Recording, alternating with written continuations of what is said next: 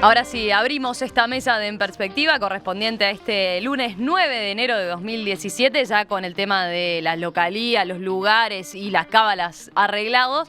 Hago los saludos formales. Leonardo Costa, quien recién escuchaban. Buenos días a todos. Buen día, Leonardo. Federico Irazábal, ¿qué tal, Federico? Buenos días para todos. Y como invitada Alejandra Borges. Buen Alejandra, día, buen ¿qué día tal? a todos. Buen día. Para los que no la escucharon la semana pasada, recordemos, Alejandra es periodista, productora ejecutiva de Canal 12, además de que integró durante muchos años el equipo de En Perspectiva. Un gusto retomar contacto, Alejandra. Gracias a ustedes. De hecho, ya quiero agradecer que algún viejo oyente me mandó mensajito de retorno. Gracias por las palabras. Cristian Mirza. Cristian, ¿qué tal? Buen día, Buen bienvenido. día, un gusto como siempre. A Cristian también, si no lo escucharon la semana pasada, Cristian Mirza es interlocutor honorario entre el Poder Ejecutivo y los refugiados de Guantánamo, es profesor además de la Facultad de Ciencias Sociales y antes fue director de Políticas Sociales en el Ministerio de Desarrollo Social. Cristian que viene acompañado con la pequeña nuevamente, con Dalma. Aprendiz de periodista, me Sí, yo creo que va a enfilar para acá, ¿eh? La veo acá muy acomodada, muy entusiasmada. Capaz que tenemos una futura colega. ¿Quién te dice? ¿Vamos al primer tema? El presidente de la República, Tabaré Vázquez, volvió a manifestar su apoyo al ministro del Interior, Eduardo Bonomi, luego de que se reavivara la discusión por su permanencia frente a la cartera. En un comunicado publicado en la página de Presidencia se señala: este sábado 7, el presidente de la República, Tabaré Vázquez, comunicó personalmente por vía telefónica su respaldo al ministro del Interior, Eduardo Bonomi, extensivo a su equipo de trabajo, quienes encabezan una serie de cambios estructurales de largo aliento en la Policía Nacional. Y continúa diciendo el comunicado: durante el contacto, Vázquez subrayó su confianza en las políticas en seguridad que presentan sus primeros indicadores positivos en décadas, dice. En esta oportunidad, quien puso el tema del posible relevo del ministro arriba de la mesa fue la senadora del MPP, Lucía Topolansky, cuando expresó en declaraciones a El País la semana pasada que su sector, el MPP, necesita renovación en la bancada parlamentaria y que prefería a Bonomi en su gestión legislativa, dado que el que ocupa es un cargo muy desgastante, dijo. Una vez que se hizo público ese comentario, la senadora Verónica Alonso dijo, por ejemplo, que la salida de Bonomi sería una buena noticia para arrancar el 2017 y afirmó que le pediría al presidente Vázquez un ministro de consenso político. Bueno, ¿cómo vieron esta discusión? ¿Es nuevo? ¿Es realmente nuevo o es algo que se reedita cada determinados meses? Y volvemos al mismo punto de discusión. ¿Federico? Bonomi está en el tema y está en el candelero casi que desde que arrancó el segundo gobierno de Vázquez, por lo menos.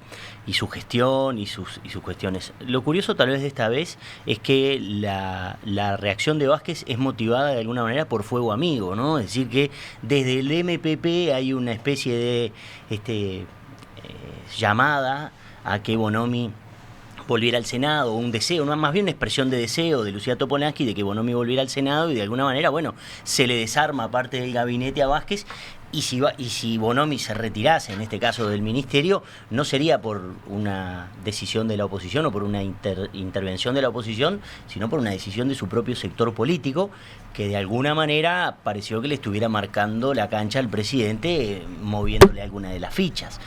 El asunto acá entonces es, en primer lugar, destacar eso, que la idea de esta llamada de Vázquez, que además sale en el portal de Presidencia, ¿no? El presidente llamó al ministro para darle su respaldo. En otro contexto, si lo vamos al contexto futbolístico, esto implicaría que la semana que viene Bonomi se va, porque cuando a un técnico, el consejo directivo del club le da el respaldo, lo terminan echando a la semana, ¿no? Pero en Peñarol eso es la especialidad de la casa prácticamente, así que lo vivo bastante de cerca. Pero en realidad, en este caso esperemos que no, por todas las consecuencias que esto podría llegar a tener, pero esa es la primera. Y la segunda es la reacción en la oposición. Ya la oposición, alguno de los sectores no sale a decir, hay que sacar a Bonomi y tal, como sea, sino que la senadora Alonso, capaz que producto de este movimiento que hablábamos la semana pasada, de realineamiento dentro del Partido Nacional, sale marcando una línea distinta y pidiendo un ministro de consenso. No digo que se vaya a armar una coalición de gobierno, por supuesto, ni mucho menos, pero es una visión distinta de la que el resto de la oposición viene pidiendo de la salida de Bonomi y de su equipo a como dé lugar y que el gobierno se arregle. Acá hay una mano tendida de alguna manera de la senadora Alonso, que está buscando marcar un perfil bastante fuerte dentro del Partido Nacional. Se habla de una eventual candidatura, se habla de un eventual acompañamiento en una fórmula de consenso, para usar su expresión, con la calle Pou, así que bueno, queda ahí un poco el panorama extendido. ¿Leonardo? No, es que tal cual lo del técnico de Peñarol, ¿no? Es decir, a Bonomi, no es aquello de Bonomi lo queremos todo, ¿no? Lo traemos todo, no es eso, no es la de Morena, pero bueno, no, es tal cual, es decir, cada vez que hablamos de Bonomi sobre su vida o su permanencia, parece que se lo tranca o se lo apoltrona más todavía, de manera tal de que probablemente la política tiene esas cosas de ausencia de racionalidad, de exacerbación del ego y del orgullo, y probablemente con eso lo que hay es, en vez de ser racionales y decir, bueno, es razonable después de un tiempo darle un respiro al ministro y tomar un aliento en un tema de seguridad, que en mi impresión además tienen un gran déficit comunicacional. Y quizás si uno mira todo lo que ha sido la inversión en seguridad, en policía, en helicópteros, en sueldos, etcétera, la gestión, bueno, digamos, la comunicación versus la gestión claramente está en un déficit. Entonces, podría ser hasta una buena oportunidad para el gobierno, después de entrado ya en su inicio del tercer año, hacer un cambio general de algunos ministerios que más de alguna persona habla de que probablemente pase. Yo creo que, dicho esto, si va a haber un cambio en el Ministerio del Interior, probablemente lo haya, y probablemente sea cuando se haga el ordenamiento de todas las piezas, no en forma aislada. Lo otro que me pareció inteligente fue la salida de la senadora Alonso, porque me parece que sería buena cosa que el Uruguay tuviera un ministro, por lo menos que con un crédito inicial de consenso, más allá que todos sabemos que la política después es muy, muy cambiante, pero empezar con un consenso, decir, bueno, estas van a ser las grandes líneas y lo voy a comunicar. Yo a veces creo que Bonomi tiene un problema de sensibilidad en la comunicación muy fuerte, frente a delitos, situaciones extremas que uno ve y que seguramente el ministro que venga las va a tener iguales. Mi impresión es que Bonomi tiene un problema de sensibilidad, o por lo menos de comunicación de esa sensibilidad. Vamos a ponerlo en esos términos. ¿Cristian? Sí, yo coincido con Leonardo. Eduardo, yo lo conozco, trabajamos juntos en el año 81. O sea, hace unas cuantas décadas, en una experiencia de vanguardia en Uruguay que fue Promopes, una empresa autogestionaria en el sector pesquero, 7 barcos de pesca de altura, 500 obreros de planta, es decir, una experiencia realmente muy buena. Y él precisamente salía de la cárcel hace muy poquito. Es un tipo jugado, comprometido, honesto, no cabe ninguna duda, pero yo ya se lo había dicho, ¿no? Con problemas de comunicación. Sí, recordemos, capaz a los oyentes, tú habías manifestado en una carta pública que hiciste pública hace algunos meses, cuando se dio el fallecimiento en el homicidio de Heriberto Prati. Sí, yo escribí una nota, una autocrítica de la gestión del Frente Amplio en materia de seguridad. Exactamente, y yo asumía la corresponsabilidad, porque aquellos que nos sentimos y somos frente amplistas y de izquierda, tenemos que asumir con autocrítica la gestión de la izquierda. Es decir, la izquierda tiene un gran déficit, entre otros, que es la incapacidad de una autocrítica profunda en términos de su gestión pública. Y da por bueno muchas cosas que la mayoría de la gente da por mala, o cuando las da por buena y la gente piensa que puede ser buena, las comunica espantosamente mal. En fin, la política de seguridad ciudadana creo que ha tenido logros, pero ha tenido también insuficiencias notorias. Bueno, no era el tema central, digamos, de la mesa. Yo creo que el Frente Amplio y particularmente el MPP necesita un rearmado de sus piezas claves en términos de militancia política. El MPP perdió mucho, la 609 perdió mucho. En términos de base electoral, hay un conjunto, yo creo que cada vez más grande, de votantes frentistas que no están sectorizados y que ha perdido incluso el MPP buena parte de su militancia, y necesita reforzar el Parlamento. La renuncia de Agassi y la eventualidad de algunos relevos hace necesario reforzar la bancada del MPP. Y por otro lado, además, Eduardo está muy desgastado, no solamente por la cantidad de años, sino por el puesto clave que significa el Ministerio del Interior. Entonces hay que sacarlo a tiempo. No hay que sacarlo por la puerta de atrás corriendo o por la azotea como solían escaparse algunos.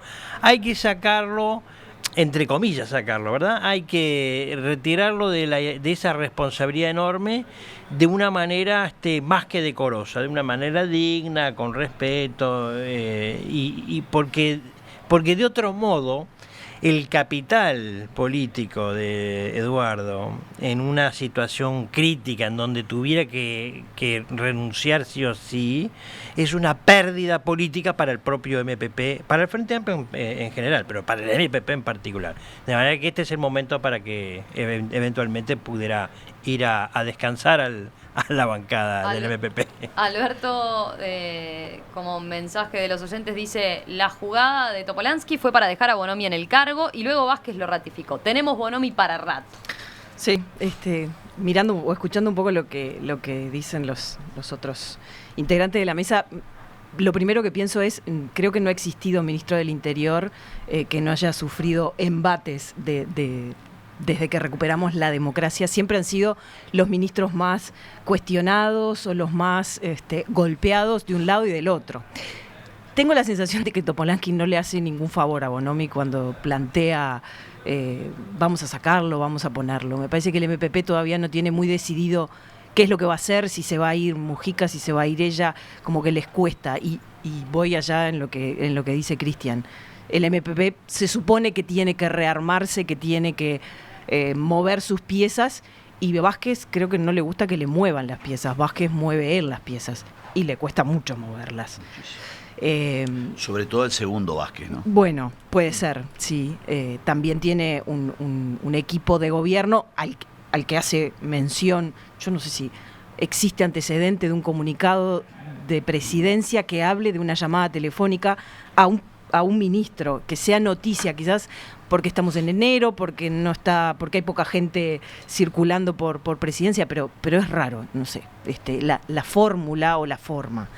Lo otro que también me parece que está dentro de lo que hemos conversado, de lo que he escuchado, y estoy de acuerdo, minimizar lo que pueden llegar a ser los problemas de seguridad no lo ayudan nunca, cuando en realidad uno sabe que en los últimos años se ha implementado un montón de cambios que tiene que ver con una policía más amigable, más cercana, más en la calle, mayor inversión, mejoramiento mejor servicio, pero minimizar eso que a veces pasa, que es que alguien denuncia y entonces públicamente un ministro le contesta a una persona que le robaron o a una persona, no está bien. Estoy de acuerdo con Leonardo en que no han sabido manejar el vínculo y la comunicación desde adentro del Ministerio del Interior. Salir a defenderse no quiere decir manejar la comunicación en el mejor sentido de la palabra. Hay un dato nuevo también en todo este escenario, que es que el Frente perdió la mayoría en diputados, con lo cual en una hipótesis de una interpelación que la va a ver ahora los próximos días. Tiene que ver con eso va a estar violencia, nuevamente, ¿no? ahí va a poner nuevamente claro, a Bonomi claro. en el tapete de las noticias, ¿no? Claro, tenemos el 15 de febrero una interpelación. Apoyo no sea tan directo, sobre todo en diputados, dado que se perdió el diputado 50. Entonces hay que ver también si Tabaré Vázquez quiere llegar a ese desgaste adicional, cuando, reitero, quizás los grandes, si uno ve lo que es la policía hoy respecto a lo que era hace unos años, la inversión, etcétera, etcétera, quizá en ese sentido no sea tan grande el déficit. Lo que a mí me da la impresión que el gran tema acá es de sensibilidad comunicacional, y cuando yo me recordé la carta de Mirza, decir, yo no vi al ministro decir, estamos realmente impactados con esto que pasó. Poco menos que fue culpa del individuo, digo, o ¿por qué dejaste la ventana abierta? Tiene ese tipo de salidas que no ayudan a algo que es cierto, que si dejo la ventana abierta me van a robar. Pero a la persona que sufrió, ni que decir un tema físico o de violencia, pero cualquier tipo de intromisión en su intimidad, lo que menos quiere escuchar es ¿para qué hiciste tal cosa? Sí.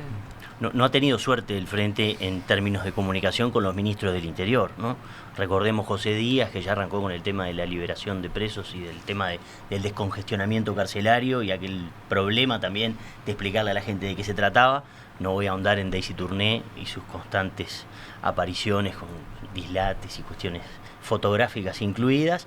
Y ahora Bonomi, es decir, sin embargo es un ministerio que cuenta con una unidad de comunicación específica. Sí, pero es distinto, ¿no? Sí, es distinto. Yo lo que sí creo es que es un tema, tal vez volviendo a algo que manifestaba Leonardo al principio, es un tema también de curtir el cuero y en términos de sensibilidad. Esto es como los médicos, ¿no? Uno piensa, ¿no?, que si un médico tuviera que sensibilizarse cada vez que comunica un fallecimiento de un paciente, etcétera, viviría prácticamente que angustiado y en pena. Y entonces el ministro del Interior tampoco debería asumir una situación de esa forma. Creo que este tema se soluciona muchas veces cambiando el vocero o designando un vocero para no desgastar a la figura. Es decir, el presidente Vázquez en eso ha sido bastante hábil, tiene a Roballo que muchas veces le hace de vocería en términos de comunicación. Pasaba, no con tanto éxito, con Mujica y Canepa, que a veces se abusaba de la presencia y de las atribuciones que le competían al cargo, pero en estos casos simplemente basta con designar un vocero o un director de la unidad de comunicación. El problema es que a veces no se puede jugar en la gestión, jugar en la comunicación, jugar en todos lados y jugar bien. Entonces ahí hay un desgaste. 7 interpelaciones tiene Bonomi a lo largo de su gestión. Yo no recuerdo un ministro que haya bancado tantas interpelaciones. Sin embargo, el Ministerio del Interior, haciendo memoria mucho más para atrás, ha sido trampolín electoral para varios candidatos. Juan Andrés Ramírez, Luis Hierro López, Didier Operti en su momento se habló, no lo fue, pero sí se habló. Es decir que Stirling con el Frente cambió eso, en definitiva. Y el Ministerio del Interior no fue un trampolín electoral, sino como una especie de tapón, ¿no?, y de contención, y a veces de actitud hasta de capricho.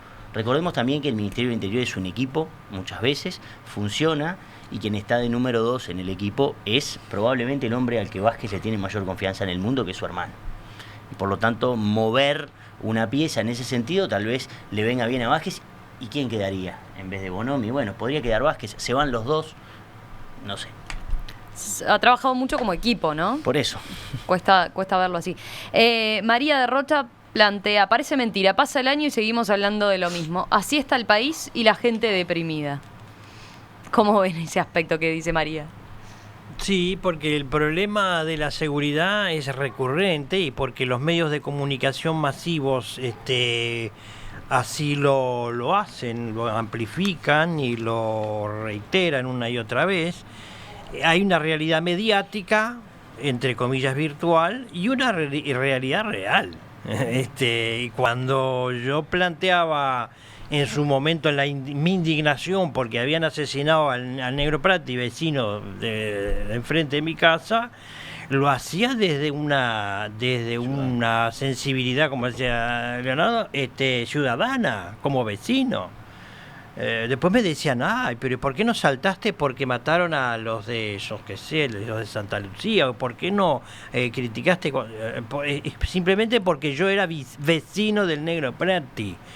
Y eso es un dato de la realidad. Ahora, que hablemos siempre del tema de seguridad, yo tengo una hipótesis sobre el problema del Frente Amplio y la seguridad.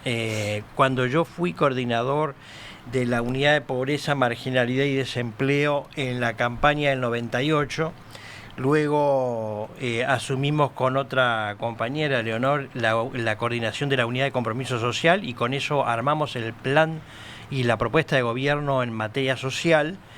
Y habían 2 temas que, habida cuenta de la experiencia de gestión pública, están a la vista que son los más conflictivos. 2 temas que no pudieron resolverse en forma consensuada y que, más allá de los textos anotados y registrados en el programa de gobierno, un poco a forceps, no habían acuerdos sustantivos en torno a 2 áreas fundamentales. Y reitero, a la vista está las dificultades. Una, seguridad ciudadana, la otra, educación. Y ahí está, los 2 talones de Aquiles del Frente Amplio: seguridad ciudadana y educación. ¿Por qué? Porque hay en juego varios paradigmas, o por lo menos 2 paradigmas, por lo menos, en materia de seguridad. Sería bueno hablar de eso en algún momento. Y también en materia de educación. En la medida que no hubo consenso a nivel programático en la elaboración programática, tampoco la hay en la gestión pública de gobierno. Y ahí están los conflictos, ahí están las contradicciones y ahí están los agujeros negros, que se tragan muchas cosas, entre otras cosas se podrían tragar a los propios ministros. ¿Cómo ven la actitud ahora de la oposición también en este tema? Porque veo mensajes que dicen, bueno, la propuesta de Alonso es absolutamente inviable desde cualquier punto de vista y señalan que, bueno, que aprovechó el momento como para salir a tener notoriedad ahora. E incluso hay quienes dicen, bueno, esto de alguna forma también dividió a la oposición, porque hay quienes señalan dentro de la oposición que en realidad el cargo del ministro del Interior corresponde que lo designe y tiene que ser una persona de mucha responsabilidad del presidente de la República, ¿no? Lo fue siempre, ¿no? El ministro del Interior, en una época se le decía el ministro de Gobierno. Me estaba recordando una conversación de la que fui testigo cuando Juan Andrés Ramírez va a asumir como ministro del Interior, se cruza en el estudio en perspectiva con Rodríguez Camuso y lo palmea en la espalda y le dice: muchacho, palabras más, palabras menos, te toca el ministerio más complicado. Mucha suerte.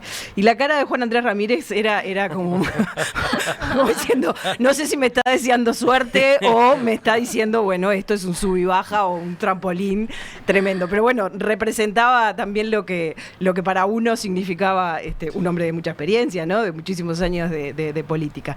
Yo creo que cuando lo decía al principio, me parece que Topolansky no le hizo ningún favor a Bonomi diciendo esto en este momento, y creo que la oposición aprovecha en un momento en el que hay pocas noticias, en el que estamos muchos de vacaciones, por lo tanto los titulares de los diarios a veces hay que buscarlos. Tengo, y recojo el guante ahí que me parece que me toca y no quiero dejarlo pasar porque trabajé muchas veces, alguna vez en un noticiero, y la experiencia de las coberturas de las policiales, dicho de afuera, a veces parece, bueno, estos periodistas abusan, siempre el titular es mataron, robaron. Las noticias ocurren. Que a veces se ha excedido en que la noticia policial sea la mitad del noticiero, creo que lo sabemos todos, incluso los que lo hacen. Que puede haber alguna directiva en algún momento, también, no lo niego. También creo que los periodistas, cuando nos tocan cubrir noticias, nos encontramos con esa duda que es profesional, bueno, que es lo más importante. ¿Murió una persona? Sí, murió. ¿La mataron? La mataron. ¿Robaron? El equilibrio de lo que un informativo, y acá estoy hablando del informativo de televisión, concretamente, hay que encontrarlo. Sí, creo que todos los días, cuando uno arma una grilla de un noticiero, tiene las mismas dudas que Cristian se planteaba. ¿Es excesivo? Y a veces sí, pero a veces ahí el poder de la noticia o la necesidad de comunicarla puede más. Supongo que el rating juega también, no lo niego. Lo que pasa es que hay un gran debate, es comunicar la noticia y editorializar la noticia. Eso es otra. Que muchas veces hay algunos informativos que editorializan esa noticia. Y uno vuelve el portada, mataron a Tri, y hasta como uno lo dice y como uno lo proyecta, en el televidente naturalmente le genera una percepción. Con esto no estoy diciendo la sensación, no estoy diciendo que es un dato real. Dos temas muy breves. Hay un dato de la semana pasada que lo dio la gente de Telemundo y que a mí me impactó mucho, son las muertes en las cárceles, que creo que valdría la pena en algún momento dedicarse a incluso hasta entrevistar al propio comisionado. Y el otro que también lo dio Telemundo, porque fue el viernes pasado, le entrevistan a un señor brasilero que había venido aquí a Montevideo, y el tipo decía, esto es divino, esto es un paraíso. Sí. Cómo a veces también las sensaciones y las percepciones de lo que son la inseguridad real y la real, a veces esas cosas juegan también. Sí.